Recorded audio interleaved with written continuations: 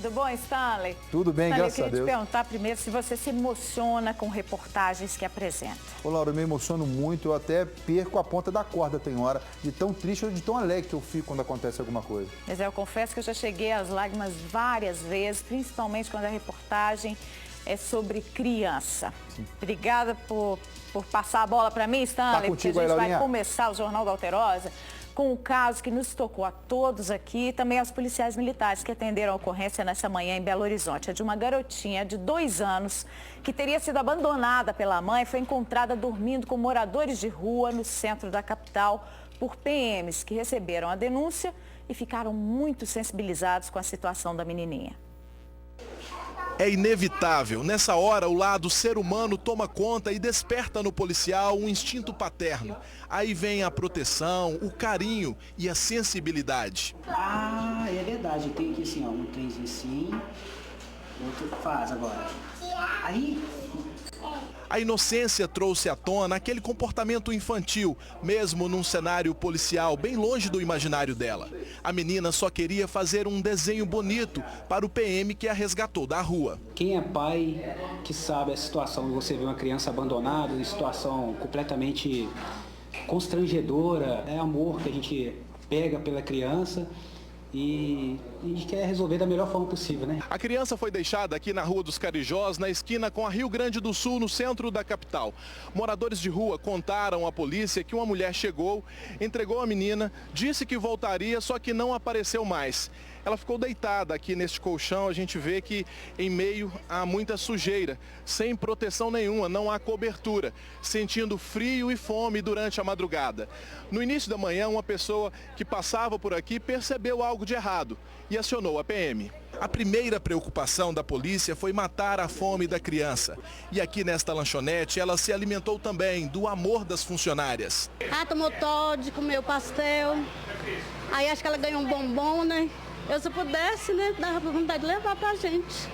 É muito triste, né, uma mãe fazer isso com o filho. A suspeita da PM é de que a mulher que deixou a criança com os moradores de rua seja mesmo a mãe dela. E, segundo testemunhas, não tem a guarda da filha, que vive com os avós. A polícia recebeu a informação de que a mãe foi até o MEI, Unidade Municipal de Educação Infantil, ameaçou os funcionários e pegou a filha. Essa criança ela vai ser encaminhada para o Conselho Tutelar para que sejam tomadas providências também cabíveis aí ao caso. A menina foi levada para o Conselho Tutelar e, chegando lá, os policiais ficaram sabendo que não é a primeira vez que ela é abandonada pela mãe, de acordo com os conselheiros. A mãe e o pai, que não vivem juntos, são usuários de drogas. Foi confirmado que a garotinha vive com os avós, mas que eles ainda não têm a guarda dela.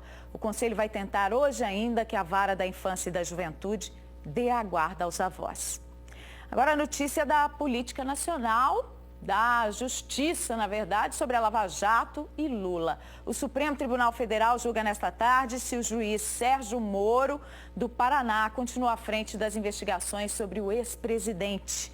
Na semana passada, o ministro Teori Zavascki, relator da Operação Lava Jato no Supremo, determinou que Moro suspendesse as investigações que envolvem Lula por entender que cabe à Corte Superior analisar se o ex-presidente tem foro privilegiado ou se deve ser processado pelo Tribunal Federal de Curitiba. Os demais ministros do Supremo Tribunal Federal vão decidir hoje, portanto, se apoiam essa decisão de Zavascki. A polêmica sobre a nomeação de Lula para ocupar o cargo de ministro da Casa Civil do governo Dilma não deverá ser decidida hoje, porque o processo que suspendeu a posse do ex-presidente está sob relatoria do ministro Gilmar Mendes e não está pautado para esta sessão. Um motorista bateu o carro em uma árvore num poste nessa madrugada na Avenida Raja Gabalha, no Gutierrez, em Belo Horizonte. O acidente foi por volta de 5 horas da manhã. A caminhonete S10 ficou com a frente destruída. O motorista contou que seguia pela avenida quando foi fechado por um Ford Fiesta prata. Ele perdeu o controle da direção, subiu no passeio, derrubou uma árvore, uma placa de sinalização e só foi parar quando bateu em um poste da CEMIG. De acordo com o boletim de ocorrência, ele apresentava sintomas de embriaguez, mas não fez o teste do bafômetro, pois teve traumatismo craniano leve. Ele foi levado para o hospital de pronto-socorro. O veículo estava com a documentação vencida desde 2011. Violência e morte também em BRs na região de Governador Valadares nessa manhã. Um caminhão que saiu da estrada teve a carga saqueada e o motorista de um carro morreu ao capotar em uma ribanceira. O acidente da BR-116 foi por volta das 6 da manhã, próximo a Matias Lobato. O veículo Prisma seguia de Pescador para Valadares, quando o motorista Anuíne Ferreira da Cruz, de 65 anos, teria perdido o controle da direção depois de uma curva e caiu numa ribanceira de aproximadamente 20 metros de altura. O carro parou após bater em um talude. Anuíne morreu na hora. Uma jovem de 24 anos, que também estava no carro, teve ferimentos leves no braço e foi levada para o hospital em Valadares. Na BR-381, por volta de 4h30 da manhã, um caminhão de uma rede de supermercados caiu em um barranco de cerca de 6 metros. O acidente foi próximo ao residencial Vitória, em Valadares. O motorista, de 45 anos, que ia para Teófilo Otoni, teria cochilado ao volante e saiu da pista. Ele teve apenas ferimentos leves e foi socorrido pelo SAMU. O caminhão estava carregado com cerca de 12 toneladas de alimentos não perecíveis. A carga foi saqueada. O assunto agora é o extremismo político em defesa ou em ataque ao governo do PT, que tem produzido fatos absurdos no nosso país. Em São Paulo, um professor de atualidades, filosofia e sociologia de uma escola particular do bairro de classe alta do Morumbi, que foi demitido devido a discussões políticas com alunos e colegas, ameaçou de morte um ex-aluno que questionou o posicionamento dele em rede social na internet. O post é esse, em que o professor escreveu para o aluno que tem vontade de, na tão sonhada revolução, isso entre aspas, exterminar você e a sua família, no caso com certo prazer. Mais adiante ele repete a ameaça, aspas, reze, na revolução vou caçar você e seus pais primeiro, os que curtiram também, seu ladrãozinho safado da classe trabalhadora. E olha, quem tem posição contrária ao governo petista também tem adotado atitudes extremas. Em Porto Alegre, uma médica pediatra enviou uma mensagem à mãe de um paciente dizendo que não vai mais atender a criança por motivo político.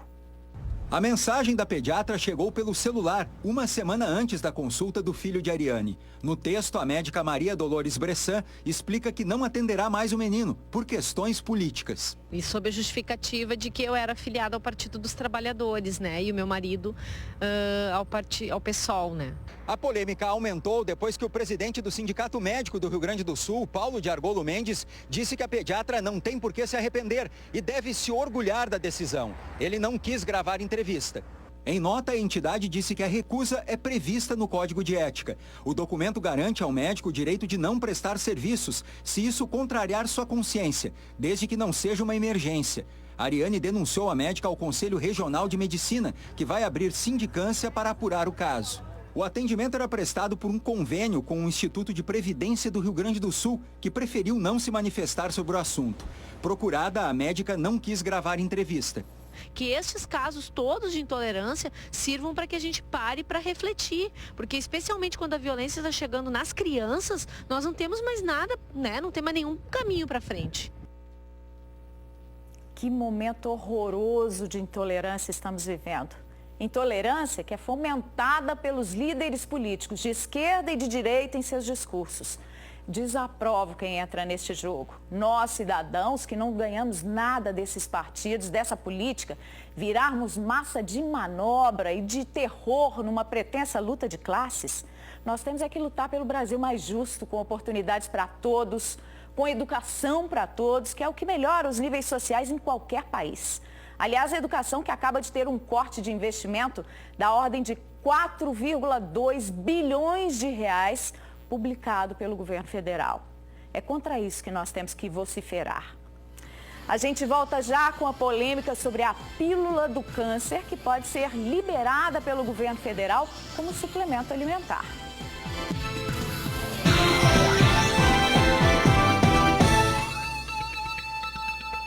O governo federal estuda liberar a fabricação do medicamento que ficou conhecido como pílula do câncer. A fosfoetanolamina, descoberta, produzida de graça por um químico paulista, poderá vir a ser comercializada como suplemento alimentar.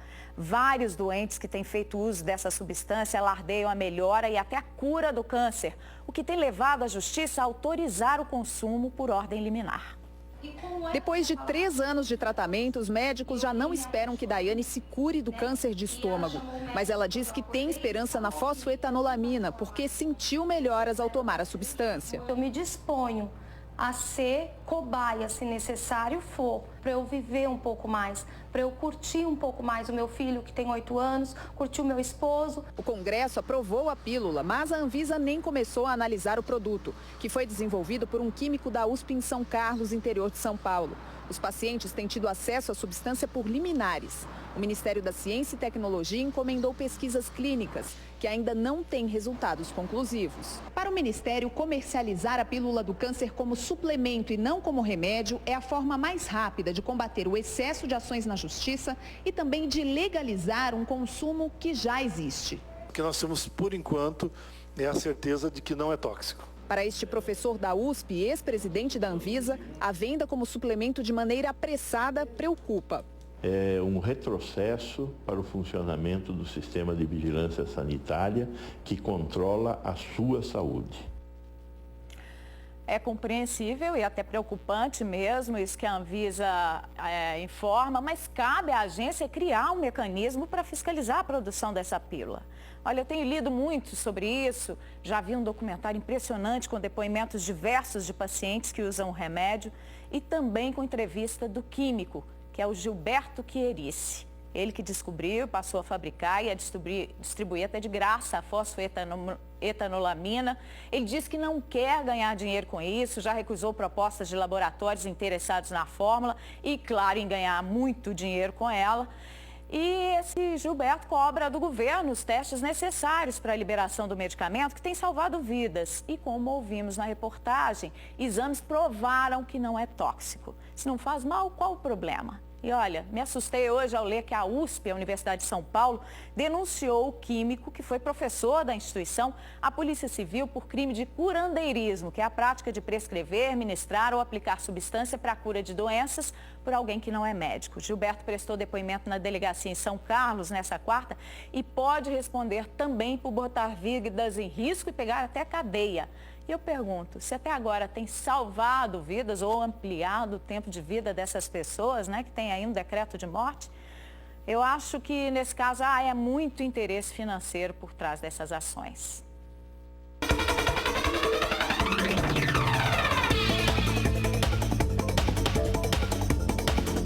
Previsão de pancadas de chuva no sul, Zona da Mata e Triângulo nesta quinta. Nas outras regiões do estado, o céu fica parcialmente nublado com temperaturas em ligeira elevação. Na Grande BH, o céu fica nublado e há possibilidade de chuva rápida agora à tarde. A temperatura chega aos 29 graus. Aos 25 em Ouro Preto. Em Pouso Alegre, a máxima é de 28 graus. 27 em Varginha. E em Betim, 30 graus. Continue ligado aqui, o Jornal da Alterosa volta depois do intervalo.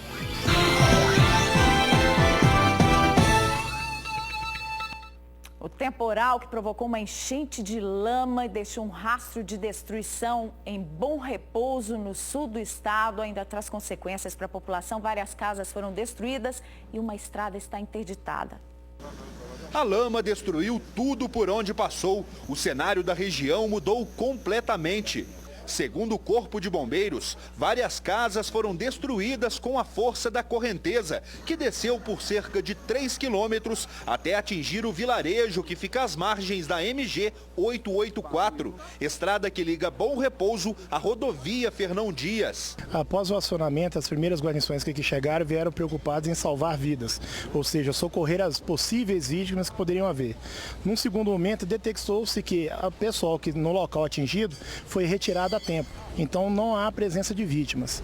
Além dessas 3 casas que você está vendo agora, praticamente submersas pela lama, existem mais 2, segundo o Corpo de Bombeiros, que desapareceram aqui no lamaçal. Abaixo da rodovia jusante do rio Mojimirim, o pessoal desceu, fazendo a retirada dessas pessoas das fazendas, das propriedades abaixo dessa jusante, que praticamente a rodovia virou uma barragem, ela retesou toda essa lama que iria descer para o vale. A estrada continua interditada, ainda existe risco da ponte que passa sobre o rio Mogi Guaçu se romper. O risco ainda é grande, é um peso, um volume grande de terra que está ali e a gente não sabe se isso pode suportar ou não e a possibilidade de novas chuvas. Representantes do NEA, Núcleo de Emergência Ambiental do Estado de Minas Gerais, sobrevoaram a área com o Corpo de Bombeiros. Foi descartada a possibilidade de rompimento de barreira. Nós recebemos a notícia, ou melhor, um boato, que uma represa ou uma barragem de Regeis teria rompido no município. Então, a nossa vinda ao local foi para certificar da veracidade ou não dessa informação, o que felizmente não se confirmou. A lama desceu depois de uma forte chuva que caiu na cidade. Moradores registraram um momento em que a correnteza atinge o bairro Rural Araújo. Nossa, que Deus! Levou tudo, Zorlém, jogou na água, tá, Zorlém? Mas as cenas lembram mesmo as da tragédia de Mariana, não lembram? Você fica agora com o TV Verdade, tem outras informações logo mais à noite nos nossos noticiários de todo o estado. Boa tarde.